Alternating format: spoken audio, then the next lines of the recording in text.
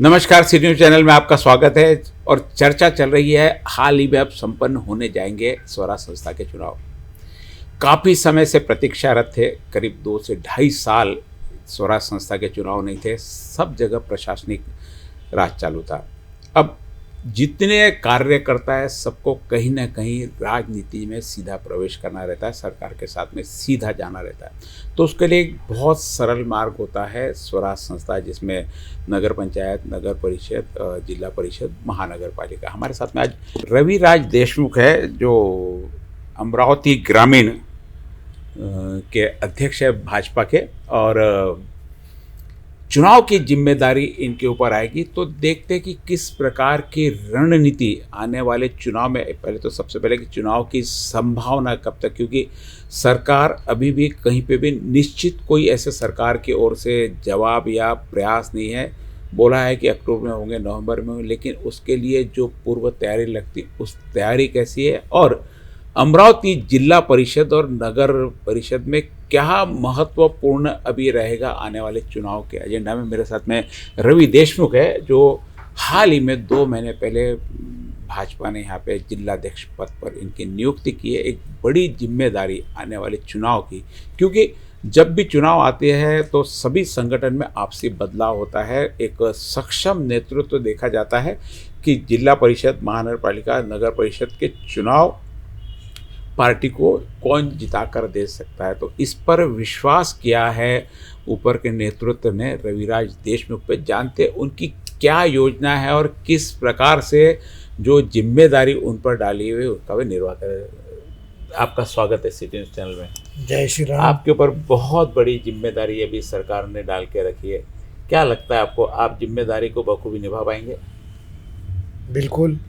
आमच्या भारतीय जनता पार्टीने, म्हणजे ज्यांचं केंद्रात सरकार आहे, मोदीजींचं सरकार, जी, आणि राज्यात माननीय देवेंद्रजी म्हणजे देवेंद्र फडणवीस सरकार, आणि याच काळात आमच्यावर भारतीय जनता पार्टीने अमरावती जिल्हा अध्यक्ष म्हणून ग्रामीण मोर्चाची जबाबदारी दिलेली आहे. आणि मी तर म्हणेल की आतापर्यंतचं आमचं कार्य आणि संघटनात्मक पार्टीने घेतलेला आढावा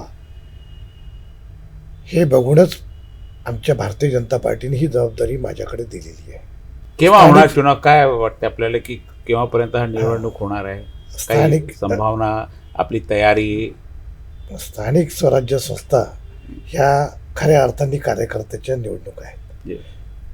विधानसभा, लोकसभा ह्या नेत्यांच्या निवडणुका म्हटल्या जातात. आणि जो कार्यकर्ता नेत्या घडवतो त्या कार्यकर्त्यांच्या खऱ्या अर्थाने निवडणुका ह्या स्थानिक स्वराज्य संस्थेच्या निवडणुका आहे. आमच्या पार्टीच्या कार्यप्रणालीनुसार किंवा त्यांचं जे आम्हाला सातत्यानं मार्गदर्शन मिळत असतं त्याच्यानुसार नोव्हेंबरमध्ये पहिले जिल्हा परिषदच्या निवडणुका होतील. जिल्हा परिषद पंचायत शक्यता आहे का आपल्याला तारीख आलेली आपल्याकडे? नाही, ह्या शक्यता आहे. अंतिम निवडणुकीचा निर्णय हा निवडणूक आयोग घेत असतो. त्याची पूर्वतयारी म्हणून आमच्या पार्टीची पूर्ण तयारी या दिशेने चालू आहे.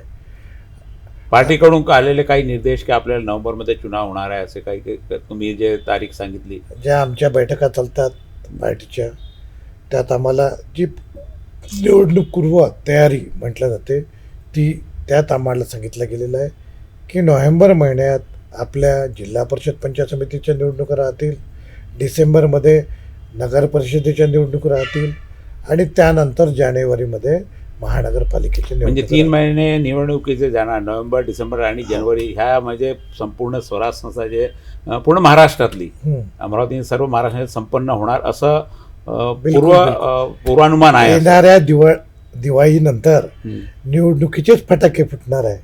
आणि पुढचे दिवाळीवर मग लाडकी बहीणला काहीतरी जास्त मिळणार असं वाटते का तुम्हाला? आमचं सरकार सातत्यानं लाडक्या बहिणींच्या पाठीशी नाही.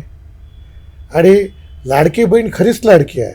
तिच्या गरजा पुरवणं, तिच्या अडचणी दूर करणं हे आमच्या सरकारचं मानस आहे. म्हणून दिवाळीच नाही तर वर्षभर 5 वर्ष आमचं सरकार राहणार आणि पुढेही राहील. तोपर्यंत लाडकी बहीण योजना या लाडक्या बहिणींसाठी सातत्यानं राहणार आहे.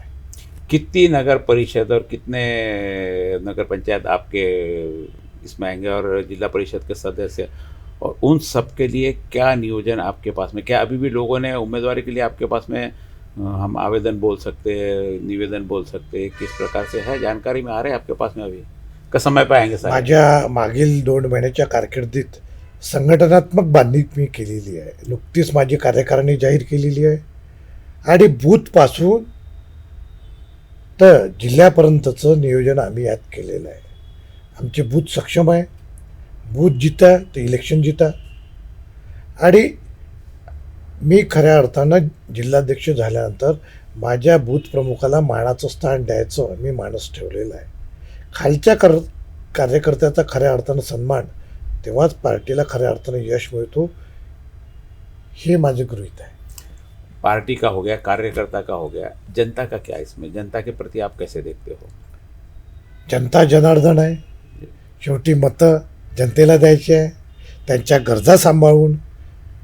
आणि विकासाचं राजकारण खऱ्या अर्थानं आम्ही भारतीय जनता पार्टी करतो आहे. आणि मला सांगावं वाटतं की जेव्हापासून महाराष्ट्रात विदर्भाचे 2 प्रमुख नेते माननीय देवेंद्रजी आपल्या विदर्भातले म्हणजे नागपूरचे हे मुख्यमंत्री बनले आणि केंद्रात माननीय नितीनजी गडकरी हे नेते बनले, तेव्हाच खऱ्या अर्थानं विदर्भाचा विकासाची वाटचाल चालू झाली आहे. अमरावती जिल्ह्याच्या बाबतीत म्हणावं तर या अमरावती जिल्ह्यात अगोदरच्या सरकारच्या लोकांनी केमिकल झोन आणून टाकला होता, पण खरा विकासाचा झोन हा भारतीय जनता पार्टीच्या मागच्या 2014मध्ये जसे माननीय देवेंद्रजी मुख्यमंत्री झाले, अमरावती जिल्ह्यात टेक्स्टाईल पार्क आला आणि 35पेक्षा एक्सपोर्ट करणाऱ्या इंडस्ट्री इथे आल्या. सियाराम, रेमंड, टेरिकोटा अशा मोठ्या कितनी है उसमें से? या प्रस्ताव है कि सब शुरू हो गए? कार्य चालू झालेले ह्या मोठ्या इंडस्ट्रीज चालू झालेले आहे. आणि पुढचंही सांगतो की माननीय नवनीत बाबी राणा ह्या जेव्हा खासदार होत्या अमरावती जिल्ह्याचा, त्यात त्यांनी अजून भर पाडली की PM मित्रा अंतर्गत माननीय मोदीजींच्या सरकारमध्ये PM मित्राचा प्रोजेक्ट आणून आता पुढचं व्हिजन एवढं आहे भारतीय जनता पार्टीचं की PM मित्रा चालू झाल्यानंतर कमीत कमी 2 ते 3 लाख लोकांना रोजगार मिळणार आहे. प्रत्यक्ष रोजगार एवढा मोठा 3 लाख लोकांना, 2 ते 3 लाख लोकांना प्रत्यक्ष रोजगार मिळणार आहे. एवढा मोठा प्रोजेक्ट आहे. MIDCचं एक्सपान्शन करावं लागणार आहे. म्हणजे मला माझ्या समजनुसार ती MIDC पुढे मोजरीपर्यंत पोहोचू शकते, एवढं त्याचं क्षेत्र वाढत जाणार आहे. आणि नॅशनल हायवे अमरावती दिसत का नाही? याचा इम्पॅक्ट, अमरावतीची ही छोटीशी MIDC होती. अमरावती मी तर म्हणतो खरं प्लॅन सिटी आहे. म्हणजे अमरावती ही पहिलेपासून एक प्लॅन सिटी आहे. म्हणजे महाराष्ट्रातली कुठे व्यवस्थित नाही, काही ट्रॅफिक व्यवस्थित तसं नाही, रोड व्यवस्थित ते नाही, तसे नाही म्हणतो. बिझनेस बरोबर नाही, शाळा कुठे आहे, हॉस्पिटल कुठे आहे, हॉस्पिटलचे पत्ते नाही. प्लॅन सिटी म्हणजे माझ्या मनाने एक आपल्या मॉलमध्ये गेलो तर मॉलमध्ये सर्व गोष्टीची खरीदारी आपण करू शकतो. तसं अमरावतीचं स्ट्रक्चर नॅचरली, अमरावती शहराचं स्ट्रक्चर नॅचरल रिसोर्सेस सेंट्रलाइज असलं, पण याच्यामध्ये सरकारचं काही हे नाही आहे, स्वतःचं लोकांचं स्वतःच आहे. तसं सरकार हे अमरावतीचा जो आहे हा जुनाच आहे आणि अगोदरच पारंपरिक लाभलेला आहे. आणि ही इंद्रनगरी आहे, हे बरोबर, भगवंतापासून याला लाभलेलं मान आहे. आणि इंद्रनगरी आहे, जवळ कौंडण्यपूर आहे, रुक्मिणी तिथून कौंडण्यपूरमध्ये आपला खूप इंटरेस्ट आहे. काय कौंडण्यपूरची काय भविष्य आहे तुमचं? काय योजना आहे पुढे? काय का तसंच राहणार का त्याला काही आहे? कौंडण्यपूर हे भगवान श्रीकृष्णाचं सासर, रुक्मिणी मातेचं माहेरघर. आणि रामाची आजी सुद्धा कौंडण्यपूरची आहे. वशिष्ठ ऋषींनी साधना सुद्धा कौंडण्यपूरला केलेली आहे. म्हणजे मला म्हणावं वाटेल की रामायण आणि महाभारताचं मेन स्थान हे भारतातलं कौंडण्यपूर आहे. आणि कौंडण्यपूर आत्तापर्यंत खूप मागं पडलं होतं, पण माझ्या मिशनमध्ये कौंडण्यपूर कॉरिडॉर करणं हे माझं टार्गेट आहे. कौंडण्यपूर कॉरिडॉर झालं तिथे मोठ्या प्रमाणात रोजगार निर्माण होईल. इथल्या शेतकऱ्यांच्या मालाला चांगलं किंमत मिळेल. तिथे आजूबाजूच्या जमिनीचे मोठे भाव वाढतील. तिथे 5 स्टार इंडस्ट्री येतील. आणि खऱ्या अर्थानं मी म्हणेल जसं शिर्डीला एअरपोर्ट आहे, भविष्यातलं कौंडण्यपूरला एअरपोर्ट करावे लागेल, कारण भगवान श्रीकृष्णाचे भक्त हे जगभरात आहे आणि इस्कॉनने सुद्धा तिथे 600 कोटीचं मंदिर उभारण्याची त्यांची मानस आहे, त्यांची पूर्वतयारी झालेली आहे. प्रोजेक्ट तैयार होगा, एक कितना कब लगता है कि जैसे आपने आज कॉरिडोर का सोचा है इसको, इस कॉरिडोर को बनने में, प्लानिंग करने में, वहाँ पे जाने में, उसके बाद में सरकार से अप्रूवल लेने में, क्योंकि कई जगह के सरकार अप्रूवल दे देती लेकिन बाद में पता चलता कि काम ही नहीं हो पाता, तो इन सब चीज़ के लिए क्या प्रयास रहेगा? भाऊ, तसेच आमचे लाडके मुख्यमंत्री देवेंद्रजी हे मुख्यमंत्री झाले जी. आणि मी तेव्हा प्रदेश उपाध्यक्ष भारतीय जनता पार्टी महाराष्ट्र होतो. मी भाऊकडे गेलो, देवा भाऊ, भगवानदांनी आपल्याला परत मुख्यमंत्री बनवलेलं आहे आणि जनतेची सेवा करायला संधी दिलेली आहे. आता भगवंताची सेवा करणं हे आपलं कर्तव्य आहे. आणि मी जे पत्र घेऊन गेलो की कौंडण्यपूर कॉरिडॉर करायचं, त्यावर तात्काळ देवेंद्रजींनी एंडॉर्स केलं आणि त्याची तयारीसुद्धा त्यांनी लावलेली आहे. त्यानंतर लगेच अमरावती जिल्ह्याचे दमदार पालकमंत्री आणि कर्तव्यदक्ष पालकमंत्री आहे, म्हणजे माझ्या कारकिर्दीत अनेक पालकमंत्री मी बघितले, पण एवढा कार्यक्षम, एनर्जेटिक, ऊर्जावान, शेवटच्या माणसाला न्याय द्यायचा प्रयत्न करणारा पालकमंत्री मी बघितला नाही. असतील, पण यांचा पॉवर खूपच उच्च लेवलचा आहे आणि क्षमते प्रचंड आहे, प्रचंड अभ्यास आहे. आणि असं माननीय चंद्रशेखरजी बावनकुळे साहेब हे आम्हाला पालकमंत्री लाभले आणि त्यांनी त्या दिवशी येऊन कौंडण्यपूरला आम्ही एक एक इव्हेंट करत, म्हणजे आम्ही गंगा मातेची, वर्धा मातेची आरती केली, तिथून सुरुवात केली आणि त्यानंतर भगवान श्रीकृष्णाची रंगपंचमी केली, 1 लक्ष दिव्याचा उपक्रम केला आणि बोटिंग स्पर्धा घेतली. लोकांना कौंडण्यपूरसोबत सातत्यानं जोडणं हा आमचा उपक्रम होता. पण तुमच्या चॅनलने आम्हाला मोठी मदत केली, आम्हाला महाराष्ट्रभर पोचवलं, मी तर म्हणतो भारतभर पोचवलो आणि 211 मीटरची अखंड साडी वर्धा मातेला अर्पण करण्याचा सोहळा पूर्ण देशभरात गाजला. म्हणजे मागच्या वर्षीच्या जी आषाढी एकादशी होती, त्या आषाढी एकादशीला रुक्मिणी मातेच्या माहेरगिरी आणि भगवान श्रीकृष्णाच्या सासरी 10,000 भक्त होते. आणि यावर्षी तो एवढा जंप झाला की 2.5 लाखाच्या वर भक्त तिथे पोचले, लाखो लोकांनी मंदिराच्या पावत्या फाडल्या आणि म्हणजे कौंडण्यपूर ते मारडापर्यंत गाड्या जाम झाल्या होत्या, एवढे भक्तगण कौंडण्यपूरला आलं. म्हणजे आपल्या कार्यकाळामध्ये आपलं म्हणणं असं आहे की हा कौंडण्यपूर जो तीर्थस्थळ आहे त्याला कॉरिडोर करायचा, त्याला पूर्ण भारताच्या नक्षावर एक पौराणिक सिटी म्हणून आणायचं, याच्यासाठी सरकारचेही प्रयास लागणार, तुमचेही प्रयास. आपण येतो जिल्हा परिषदेवर, जसे अमरावतीमध्ये कुठेही आपण बसतो, वार्डमध्ये समस्या असते, सफाईची समस्या असते, स्वास्थ्याचे, मेडिकलचे असते, असं आपल्याला काय वाटते की पूर्ण ग्रामीणमध्ये लोकांमध्ये काय समस्या, काय आपण जाणार की असं म्हणून आपल्याला वोट द्या, काय प्रोजेक्ट आहे, काय समस्या सध्या, का समस्या नाहीच आहे? आरोग्य आणि शिक्षण ही ग्रामीण भागातली मोठी समस्या आहे की आता जे शिक्षण आलेलं आहे हे कॉन्व्हेंट शिक्षण आलेलं आहे, CBSE पॅटर्न, आणि ते परंपरागत जिल्हा परिषद, नगर परिषदेचे शाळा ह्या आउटडेटेड झालेल्या आहे. आणि खऱ्या अर्थानं CBSE पॅटर्नच्या शाळा ह्या नगर परिषद, जिल्हा परिषदमध्ये आल्या तर त्याचा स्तर उंचावेल. माननीय मुख्यमंत्र्यांनी काही शाळा आपल्याकडे घेतल्या होत्या. म्हणजे हा महाराष्ट्र प्रोग्राम आहे पूर्ण महाराष्ट्रासाठी, एक अमरावतीमध्ये तुम्ही प्रोग्राम असं घेता की आपली जे नगर परिषदची, जिल्हा परिषदची जे शाळा आहे ते CBSE पॅटर्नवर झाली पाहिजे, हे प्रोजेक्ट असणार का या चुनावमध्ये तुमचं? नाही, आमचं मानस आहे की प्रत्येक शाळा ही डिजिटल झाली पाहिजे, प्रत्येक शाळाचं शिक्षण उच्च दर्जाचं असलं पाहिजे आणि ते विनामूल्यच असलं पाहिजे. आणि ग्रामीण भागातलं जिल्हा परिषद, पंचायत समिती, नगर परिषदेच्या शाळेचे शिक्षण विनामूल्यच आहे, पण अजून किती विनामूल्य करता येते? शिक्षण आणि आरोग्य हे विनामूल्यच असलं पाहिजे. आरोग्याची सेवा ही फार, म्हणजे डॉक्टरांचा अभाव आहे, इन्फ्रास्ट्रक्चर मोठ्या प्रमाणात आहे, रुरल हॉस्पिटल्स आहे, PSC आहेत, पण तिथे त्या लेवलचे डॉक्टर उपलब्ध नाहीत. आणि खरे तज्ज्ञ डॉक्टर त्या ग्रामीण भागापर्यंत गेले पाहिजे. यात सरकारचा प्रयत्न आहे, पण जनतेचा सुद्धा, डॉक्टरांचा सुद्धा त्या दिशेने प्रतिसाद असला पाहिजे. डॉक्टर यांची भूमिका शहराकडे जास्त आकर्षित आहे, कोणाला ग्रामीण भागाकडे जावं वाटत नाही आहे.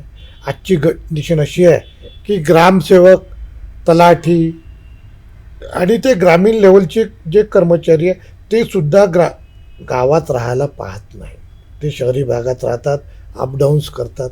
पण जोपर्यंत कर्मचारी खऱ्या अर्थानं गावात राहणार नाही, तोपर्यंत खऱ्या अर्थाने त्या गावच्या समस्या त्या कर्मचाऱ्याला कळणार नाही, आणि कळल्याशिवाय त्या गावाचा खऱ्या अर्थाने विकास होणार नाही. म्हणजे आमच्या येणाऱ्या पंचायत समिती, जिल्हा परिषद, नगर परिषदेच्या निवडणुकीत आम्ही कर्मचाऱ्यांना गावागावात पाठवण्याचा स्पष्ट संदेश देणार आहोत. हे दोन झाले, शिक्षण झाला आणि तुम्ही श्वासमध्ये, हे दोन्ही तुम्ही घोषणापत्रामध्ये घेणार आहे की आम्ही असं करू. त्यानंतर ग्रामीण भागाशी जुळलेलं असते किसान. सर्वात जास्त प्रॉब्लेममध्ये आणि सर्वात जास्त महत्त्वपूर्ण व्यक्ती आहे तो किसान आहे. त्यासाठी या जिल्हा परिषदची निवडणूकमध्ये काही तुमचं कार्यक्रम असणार की त्यांना जवळचा, नजदीकचा राजकीय कार्यकर्ता म्हणजे त्यांचा तो जिल्हा परिषद सदस्य, ग्रामपंचायत सदस्य, तो त्याच्यासाठी काही भूमिका आहे का आपली?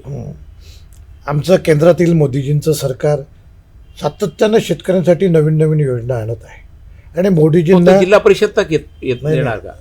मोदीजींना आणत, त्याच्या सांगण्याचा उद्देशच असा आहे की मोदीजींना शेतकऱ्यांचं उत्पन्न डबल करायचं आहे, आणि माणस आहे. आणि देवेंद्रजींचं सुद्धा शेतकऱ्यांच्या बाजूनी दमदारपणे उभे आहे, शेतकऱ्यांच्या बाजूने. अशा याच्या स्थानिक लेवलला खऱ्या अर्थाने शेतकऱ्यांच्या हिताच्या योजना शेवटच्या माणसापर्यंत पोहोचवणं हे भारतीय जनता पार्टीच्या कार्यकर्त्याचं माणूस आहे. म्हणून आमचे बूथ त्या लेवलवर काम करणाऱ्या बूथ लेवलला प्रत्येक योजना पोहोचल्या तर ते शेवटच्या घरापर्यंत पोहोचतात. म्हणून माझा बूथ प्रमुख ह्या खऱ्या अर्थानं ताकदवार मला बनवायचा आहे, आणि तो केंद्र सरकारच्या, राज्य सरकारच्या योजना शेवटच्या माणसापर्यंत पोहोचवेल. आणि घरकुल असो की शेतीच्या रिलेटेड कोणत्या विषय असो, शेवटच्या माणसाला देण्याचं आमचं माणूस आहे. 10 वर्ष झाले सरकारला, केंद्रामध्ये मोदी सरकारला, पण असं वाटतं की अमरावतीमध्ये शेतकरीची आत्महत्या थांबली असेल? शेतकऱ्यांच्या आपल्याला काय वाटतं? आपण 10 वर्ष सरकारसोबत, सरकारने सर्व धोरण लावलेले आहे, तरीही पण शेतकरी आत्महत्या का करते? मी सामाजिक क्षेत्रातला, राजकीय क्षेत्रातला तर आहोत, पण त्याहीपेक्षा जास्त लोक मला म्हणतात की रविराज देशमुख हे सामाजिक क्षेत्रातले माणसं आहे. खरंच आहे, मी सामाजिक क्षेत्रातला 75% माझं हे सामाजिकच आहे आणि 25% राजकीय आहे. पण मी जे बघितलं की आत्महत्या ही या 10 वर्षातल्याच विषय नाही आहे. या मागील स्वातंत्र्यापासून आपला देश सरकारचं परिवर्तन झालं, त्यामध्ये आपण परिवर्तन झालं हे पाहतोय. नाही, बरोबर आहे. आणि ह्या आत्महत्या एका दिवसात थांबल्या जाणार नाही. समाजाची व्यवस्था यात बदलावी लागेल. तो शेतकरी बांधव या देशात सर्वात, मी नेहमी म्हणतो, प्रत्येक भाषणात म्हणतो की शेतकरी बांधव या देशात सर्वात प्रामाणिक आहे. शेतकऱ्याचं प्रामाणिकतेचं पर्सेंटेज या देशात सर्वात जास्त आहे. आणि हा शेतकरी बांधव आत्महत्या करायला लागत आहे ही शोकांतिक आहे. त्या शेतकरी बांधवांसाठी समाजाची दिशा बदलणं गरजेचं आहे. जो प्रामाणिकपणे काम करतो त्याला समाज मान देत नाही, आणि जो चुकीच्या मार्गाने पैसा कमावतो, गाडी घोडे व्हायला, त्याला समाजात मानाचं स्थान मिळते. यामुळं तो खचून गेलेला आहे.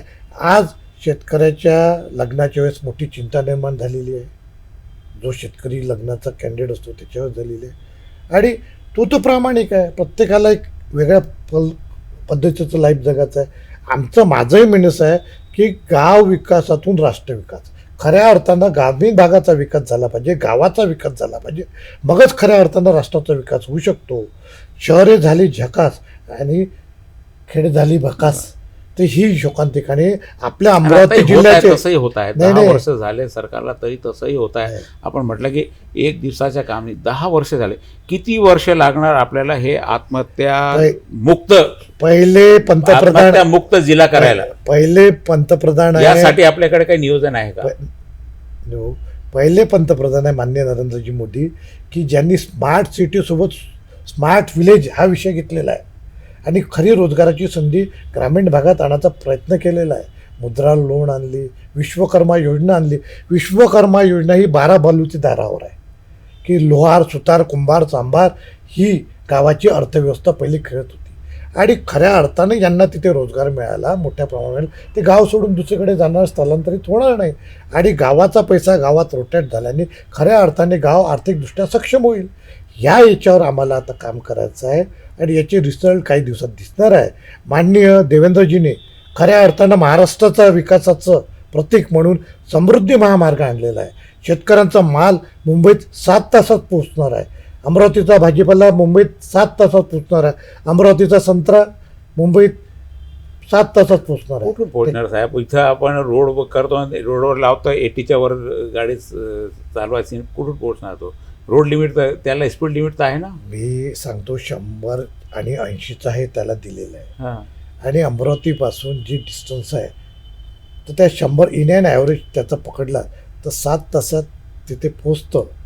8 तास लागेल, मी असं नाही म्हणत 7च्या जागी 8 तास लागेल, पण नाही, नाही. 5 तासात. पण इकडे आपण रोड करतो आणि तिकडे आपण स्पीड लिमिटही लावतो.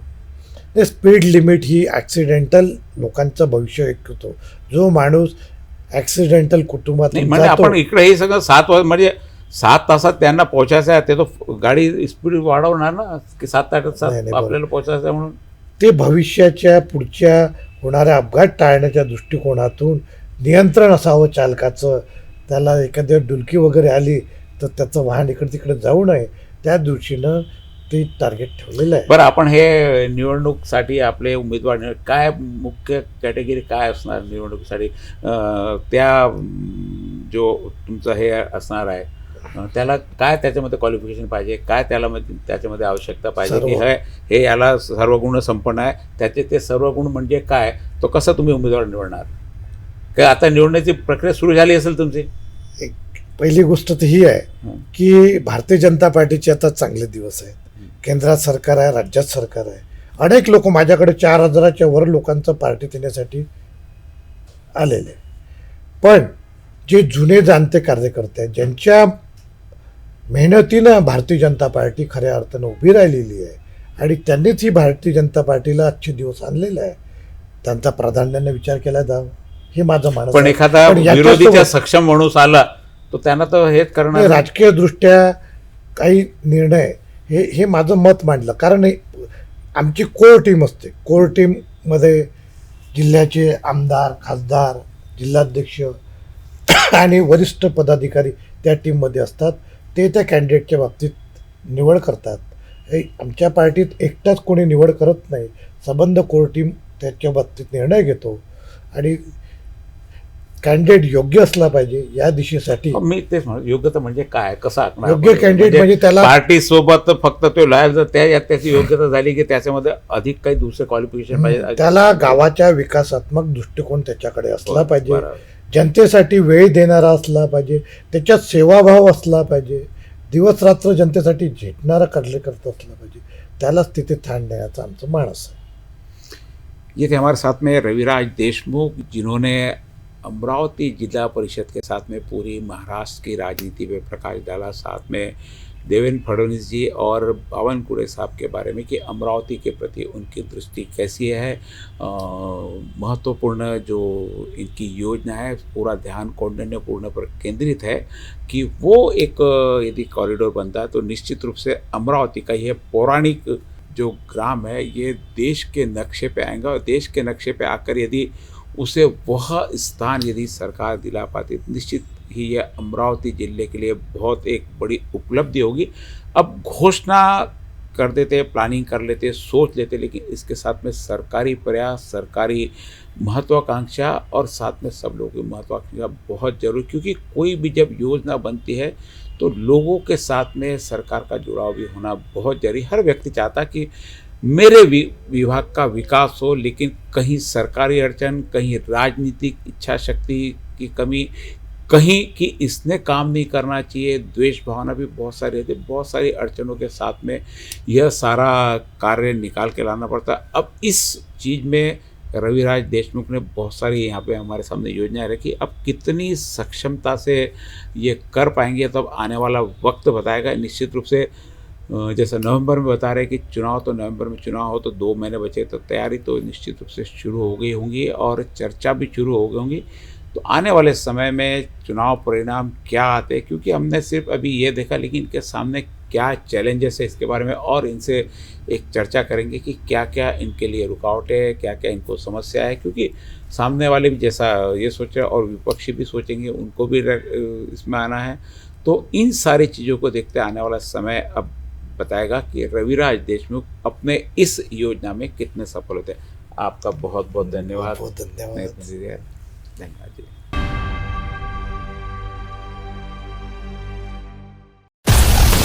हर खबर पर पैनी नजर, हर मुद्दे पर सटीक वार, यही है सिटी न्यूज की पहचान। जहां सच्चाई की आवाज दबाई जाती है, वहां सिटी न्यूज उठाता है सवाल। हर स्क्रीन पर, हर प्लेटफॉर्म पर हमारी मौजूदगी बोलती है। सिटी न्यूज हमेशा सच के साथ। अस्वीकरण सिटी न्यूज चॅनलवर राजकीय, सामाजिक, धार्मिक कार्यकर्ते, प्रशासकीय अधिकारी, कर्मचारी किंवा कोणत्याही व्यक्तीने व्यक्त केलेले विचार अथवा माहिती ही त्यांची वैयक्तिक मते आहेत. त्या मतांशी सिटी न्यूज चॅनलची सहमती असणे आवश्यक नाही.